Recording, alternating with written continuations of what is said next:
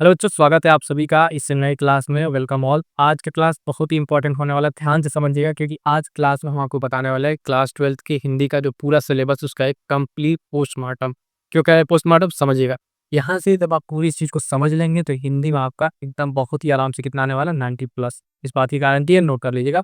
क्यों आएगा, कैसे आएगा, तो सबसे पहला सवाल है जो बहुत सारे बच्चों के थे, यहाँ पे ध्यान दीजिएगा कि क्या पढ़ें, कैसे पढ़ें हिंदी में। ठीक है, सबको लगता है कि जो आप फिजिक्स से हैं, केमिस्ट्री से हैं, है ना?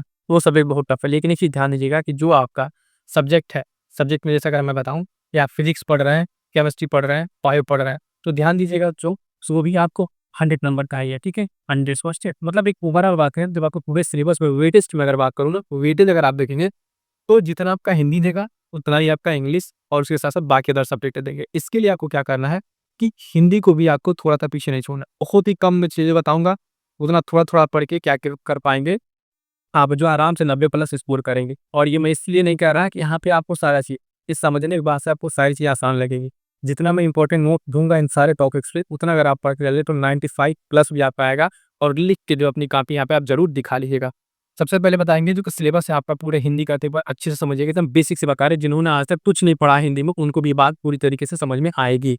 तो पहला बात है कि इसमें खंड देखिएगा, एक तो गद्य आपको मिलता है, इसमें पद्य मिलेगा, संस्कृत खंड मिलेगा और व्याकरण मिलेंगे। इस तरीके से जो आपके पूरे पेपर के प्रश्न हैं, उन पूरे प्रश्नों में कितने-कितने नंबर का आपके कब बटेगा, ये चीज़ समझिएगा पहले। एक तो आता है इसमें आपका बेता, स्टार्टिंग में पहले और दूसरे क्वेश्चनों में प्रश्न संख्या 1 और 2, उसमें आपका जो है 1 और 2 में आपके गद्य और पद्य से क्या मिलते हैं, 5-5 बहुविकल्पीय प्रश्न मिलेंगे जो आपको देखने को मिलेंगे। उसमें आपको टिक करना रहता है कौन से लेखक की रचना है, ठीक है? किस कवि की रचना है, किस विधा की रचना है, यानी जो आपका हिंदी गद्य और पद्य साहित्य का जो इतिहास है, उस इतिहास में आप देखेंगे कि कंप्लीट आपको उससे क्वेश्चन मिलेगा।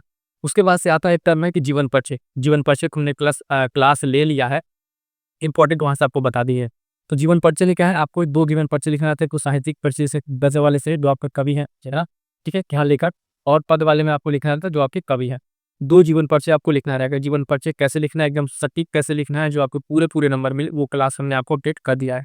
और ध्यान दीजिएगा, बने रहिएगा पूरे क्लास में, और पूरी क्लास के साथ मैं आपको बताऊँगा एक-एक करके जो आपके सारे टॉपिक्स हैं, सारे टॉपिक्स मैं आपके लिए क्लास लेकर आऊँगा। और ये सारी क्लास इतनी इंपॉर्टेंट होगी कि टू द पॉइंट, जितना मैं आपको यहाँ बताऊँगा उतना ही आपको पढ़ना है, उतना पढ़िएगा, आराम से आपका क्लियर हो जाएगा। तो समझिएगा, गद्यांश बता दिए कि इसमें गद्य रहता है, जिसमें आपको ऑपरेटिव जो आपके चैप्टर हैं, उस चैप्टर से रहेगा। कहानी है, 3-4 कहानी है आपकी, ठीक है? उस कहानी को आपको पढ़ना है। उस कहानी में 2 से 3 कहानी आपको पूरी कहानी समझा देंगे। लेकिन एक चीज़ बताएँ कि जो कहानी में आपको बता दूँ, कहानी आपको कैसे लिखना है, कैसे रिप्रेज़ेंट करना है कॉपी में, ठीक है? कॉपी में कैसे लिखेंगे, ये सबसे ज़्यादा इम्पोर्टेंट है। चीज़ ध्यान रखिएगा। कहानी आपका पूछता है, उसके साथ-साथ खंड काव्य है। खंड काव्य आप उत्तर प्रदेश में जिस भी जिले से है, जिले का अपना कोड देख के मिला लीजिएगा।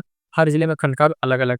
खंड काव्य बता दें, खंड काव्य में बता दूँ, तो 2 तरीके के प्रश्न आते ही आते हैं। एक तो जो आपका मुख्य उसमें कैरेक्टर है, मुख्य भूमिका में जो है, ठीक है? जो जिसकी मुख्य भूमिका है, उस भूमिका पे आपका उसका जो है उसका परिचय लिखना रहता है। उसके बाद से जो खंड काव्य थी, कहानी है, कहानी का उद्देश्य पूछ देगा, प्रथम सर्ग, द्वितीय सर्ग कैसे करके पूछता है। उसके बाद से कैरेक्टर मैंने खोला हुआ है अप्रतिगत डांस, और सिर्फ पैसे जिसको आप कहते हैं इंग्लिश में, वो चीज़ पे आपको एक पैसे दिया रहेगा। उसको पढ़ के उसमें से 2-3 प्रश्न के उत्तर देने हैं।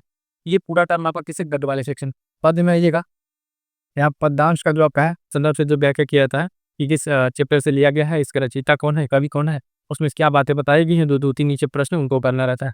इनमें एक जो कवि का परिचय आपको बता ही दिया। संस्कृत खंड में 2 चीज़ इंपॉर्टेंट है, एक ही जो संस्कृत खंड में गद्य वाला पैसेज रहता है, जो कोई कहानी है उसको ट्रांसलेट करना है आपको इसमें हिंदी में, और या आपको कोई उसमें श्लोक रहेगा, श्लोक का अनुवाद करना है। संस्कृत वाला खंड समझ में आ गया। अब आइए व्याकरण का। व्याकरण का तो एकदम बहुत ही इंपॉर्टेंट है, छोटे-छोटे पॉइंट्स एकदम महत्वपूर्ण रहेंगे। यहाँ से आपको सीधे-सीधे प्रश्न देखने को मिलते हैं। कहने के लिए कि 2-2 नंबर का सब रहेगा, लेकिन जब आप पूरा इसको काउंट कीजिएगा तो आपका 20 से 25 नंबर यहाँ पे आराम से दे के जाएगा। क्या-क्या रहेगा? लोकोक्ति मुहावरा आपसे पूछता है, शब्दों में सुख शब्द अंतर, यानी जो 2 एक तरीके के शब्द आपको दिखेंगे, उन दोनों शब्दों में से कोई एक चीज़ पूछेगा कि बताइए शब्दों का अंतर क्या है? उसके बाद से अनिकासी शब्द एक जगह पूछता है। वाक्यकार जो यहाँ सारांश के लिए सर से 1 पॉइंट, और एक यहाँ से 6 नंबर का आपका ये देखिए इंपॉर्टेंट, रसचंद्र लका, ये 2-2 नंबर का आपका ये पूछता है।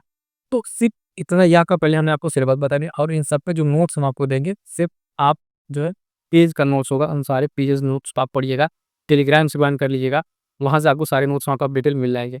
ये पूरा आपका सिलेबस। अब इसके बाद से अब अगली क्लास जो हिंदी की आएगी, उसमें हम क्या करेंगे आती है, एक-एक टॉपिक लेंगे, एक ही टॉपिक का जो इम्पोर्टेंट होगा सब आपको बता देंगे, और एक चीज़ 2 चीज़ छूट रहा है देखिएगा, एकदम निबंध है लास्ट में आपका, है ना? उसके साथ-साथ उसके जस्ट पहले आपका पत्र लेखन, ये 2 पॉइंट ये है। तो अब आप इसको ऊपर डिवाइड कीजिए कि कौन-सा पोर्शन लेंदी है, किस पे ज़्यादा टाइम देना है। इससे पहले अगर मैं कहूँ स्किल क्लियर जाकर से ये छोटे-छोटे पॉइंट्स एक बार रिवाइज़ कर लीजिएगा प्रीवियस ईयर से, ठीक है? वहाँ से आपको सारी चीज़ें मिल जाएगी। उसके बाद से आप आ जाइए कहाँ पे, कुछ इम्पोर्टेंट है कि हाँ, हाथ में उतार के लिए खंड काव्य, फिर कहानी पढ़ लीजिए, ठीक है? उसके बाद से आपका ये द्वंद परिचय याद कर लिए साहित्य से और ये गद्य और पद्य से 2 द्वंद परिचय और थोड़ा-थोड़ा पढ़ते-पढ़ते आपका देखिए एक-एक नंबर वाला ये तैयार हो जाएगा। तब आके लास्ट में आइए जो इसके पैसेज हैं, गद्य और पद्य के जो दिया रहता है पैसेज पढ़ने के लिए उस पर आइएगा। इस तरीके से अपने समय का उपयोग करेंगे, तो जाके कहीं से आपका जो है समय भी कम लगेगा और इसमें आपके नंबर भी अच्छे आएँगे, ठीक है? तो अगर आप चैनल पे नए हैं, ये चीज़ बता दें, ये जो शासन है वो दूर जाइएगा और अपने दोस्तों के साथ शेयर कीजिएगा इसको और जो भी टॉपिक में आपको कहीं भी कोई दिक्कत लगे उसको कमेंट कीजिएगा, जिसका कमेंट जैसे आएगा पहले उसी टॉपिक पे पहले वीडियो आनी शुरू होंगी। ये चीज़ मैं आपसे कह रहा हूँ, ठीक है? और परीक्षा के जैसे-जैसे नज़दीक आएगी इन सबको पढ़ाने के बाद से मैं आपके लिए कंप्लीट शॉर्ट नोट्स, ठीक है? कॉपी आपसे लिखवाऊँगा भी, आप कॉपी लिखिएगा, लिख के आप सेंड कीजिए कॉपी, चेक करके बताएँगे, कॉपी लिख के भी दिखाएँगे कैसे कॉपी लिखी जाती है ना? इतनी सारी चीज़ें आपको इस प्लेटफ़ॉर्म से मिलेंगी, ठीक है? और फर्दर आपके अगर कोई आपका पर्सनल कोई डाउट है किसी भी चीज़ को लेके तो आप तुरंत बेझिझक आप कमेंट कीजिएगा, मैसेज कर सकते हैं, जुड़ जाइएगा, ठीक है? तो ओवरऑल ये वीडियो आपको कैसी लगी बताइएगा ज़रूर। मिलेंगे किसी नेक्स्ट वीडियो में, तब तक के लिए थैंक यू सो मच।